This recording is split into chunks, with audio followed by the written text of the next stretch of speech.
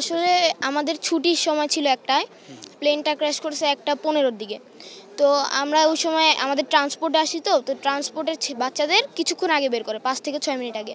তো আমরা বের হয়ে ইয়ার দিকে যাচ্ছিলাম, এই সিঁড়ির দিকে। তো লাস্টে যখন গেটের দিকে চলে আসছি তখন একটা শব্দ শুনতে পেলাম। আমরা পিছনে এসে দেখি যে পুরা এই অবস্থা। মানে ইয়াটা গেছে হচ্ছে ক্লাস 3 এর উপরে, 3 এর ভবনটার উপরে। না, ওই সময় ছিল কোনো ক্লাসের স্টুডেন্ট ছিল না, কারণ ছুটি হয়ে গেছে। ওই সময় শুধু ছিল হচ্ছে যারা ডিটেনশনে ছিল, এমটি রেজাল্ট খারাপ করছে অথবা কোচিং করে, না কোচিংয়ে ছিল না, যারা এমটি রেজাল্ট করে তারা ওখানে ছিল, তো ওদের সমস্যা হয়েছে। জি, একটু তো মনের ভিতরে ভয় লাগে যে এমন একটা হয়ে গেলে এখন আরও বেশি হবে, যে উপরে দিয়ে যাচ্ছে, আমরা আবার হতেই পারে এই কারণে। ও আর আমি সেম ক্লাসেই পড়ি, একসাথেই পড়ছিলাম। তখন ও ট্রান্সপোর্টে যায়, ওর সাথে আমি বের হয়ে গেছিলাম। তখন ও বলছে আজকে রিক্সায় যাব, সবাই প্ল্যান করছি। আমরা যখন গেটের সামনে গেছি তখন পিছু থেকে একটা শব্দ পেয়েছিলাম। তখন ওই শব্দ কিছু মনে করি নাই। তারপরে ওইদিকে চলে গেছি, মানে গেটের সামনে চলে গেছি, তখন রিক্সায় উঠে চলে গেছি। তারপর বাসায় যাই খবর পেলাম যে এখানে প্লেন বিধ্বস্ত হয়েছে। এখন হালকা ভয় থাকবে মনের ভিতরে। এখন বিমান গেলেও তো কিছু করার নাই, ক্লাস করতেই তো হবে। আপনার সাথে একটু কথা বলি। চারো যে বাঁচামো, ওই পরিস্থিতি ছিলাম না। নিজেরই বাঁচামো না বাচ্চাগুলোর বাঁচামো, নিজে বাচ্চারা বাঁচাতে গেলে নিজে মরে যাবো। আর ওইখান থেকে অনেক কষ্ট করে বাইরে হয়ে আসি।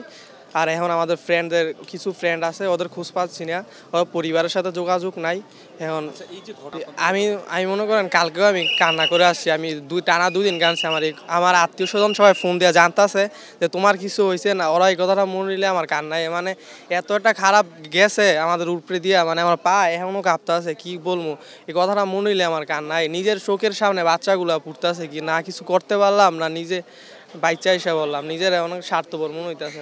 না না, এটা আমাদের অনেক খারাপ লাগবে যে মনে করেন এই যে একটা পরিস্থিতি, এই খারাপ লাগাটা কাটাইতে আমাদের অনেক সময় লাগবে। মানে চোখের সামনে ছোট ভাই বোনগুলা যা, ওইটা স্কুলের সিদ্ধান্ত, কিন্তু আমরা এখন স্কুলে জয়েন করতে পারবো না কয়েকদিন। অনেক খারাপ লাগতেছে। আমাদের এরকম মানসিক অবস্থা নেই যে ক্লাস করা, কারণ আমাদের চোখের সামনেই দেখলাম যে প্লেনটা কীভাবে দুর্ঘটনা হয়েছে। আমাদের সামনেই দেখতে পারলাম যে কত বাচ্চা মারা যাচ্ছে, আমরা কিছুই করতে পারিনি। যে রাতে ঘুমানোটা অনেক টাফ হয়ে যাচ্ছে। বাচ্চারা যে মারা গেছে এবং তাদের যে মৃত লাশ আমরা এর আগে কখনো দেখিনি। যে রক্ত এবং ভিতরে যেগুলো অঙ্গ প্রত্যঙ্গ আছে এগুলো দেখার কারণে আমাদের অনেক খারাপ লাগে আর কি। মেয়েরা যে গেট থেকে বের হয় আমাদের বাংলা মাধ্যমের, তো আমি ওই দিকে ছিলাম আর কি। তো ওই সময় উপরে দেখি অনেক বিকট একটা শব্দ। তারপর দেখি যে একটা ফাইটার জেট, যেটা এসে ইংলিশ ভার্সনের গেটের সাইডের ভিতরে ঢুকে যায় এবং কি অনেক মানে আগুন ধরে যায়। সাথে সাথে আমরা যারা ফ্রেন্ড আছিলাম, আমার একটা ফ্রেন্ড ছিল, তো আমি আর ও কী করি পিছে চলে যাই। একজন নিখোঁজ, তাকে এখন আমি যোগাযোগ করতে পারি নাই। তার নাম হচ্ছে ফুয়াদ এবং একজন হচ্ছে শান। সে এখন বর্তমানে হসপিটালে আছে।